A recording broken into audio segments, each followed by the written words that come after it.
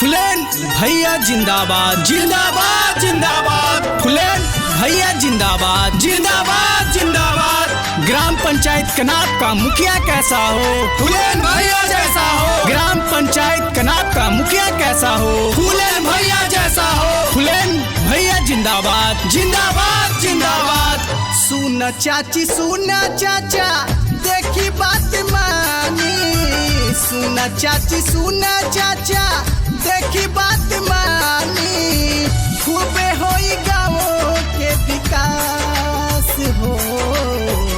फूलेन भैया के अब की जितई है। भैया फूलेन के मुखिया बनई है। हाथ जोड़ मांगे लायसीस हो। ए चाची हाथ जोड़ी मांगे लायसीस हो। तो सुन ला चाचा सुन ली चाची, अगर अपन गाँव के विकास चाहिए था तो फुलेने भैया के मुखिया बनई है। अब भारी बहुमत से विजयी बनई है इनकरा के। फुलेन भैया जिंदाबाद जिंदाबाद जिंदाबाद। ग्राम पंचायत कनाप का जनता जिंदाबाद जिंदाबाद जिंदाबाद। वोट कटवा के कबो फेरा में न पड़ी हा। दारू नोट बाटे वाला के दूर से हाथ जोड़ी हा। ए चाची वोट कटवन के कबो फेरा में न पड़ी हा। दारू नोट बाटे वाला के दूर से हाथ जोड़ी हा। कनाप पंचायत के साने बढ़ई है।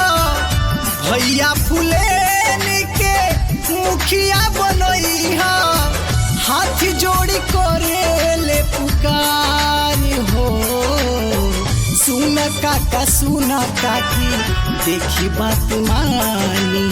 सुन काका सुन काकी देखी बात मानी। करेला तू मन में विचार हो। ए भैया मुखिया बनई है अब की बार हो। फुलेन भैया जिंदाबाद जिंदाबाद जिंदाबाद। फुलेन भैया जिंदाबाद जिंदाबाद जिंदाबाद। ग्राम पंचायत कनाप का जनता जिंदाबाद जिंदाबाद जिंदाबाद। गावे गावे नाली गली होई निर्माण हो। घरे घरे होई सबके कोलन पास हो।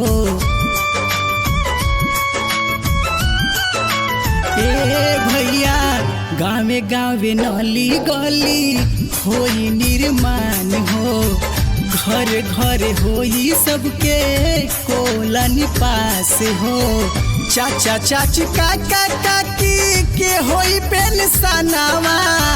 चाचा चाची काका काकी के होई पेंशनवा।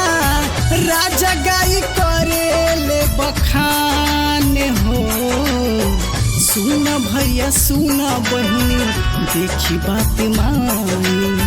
सुन भैया सुन बहिनी देखी बात मानी। भैया फुलेने के जिताई हो। ए चाचा मुखिया तुईने के बनाई हो।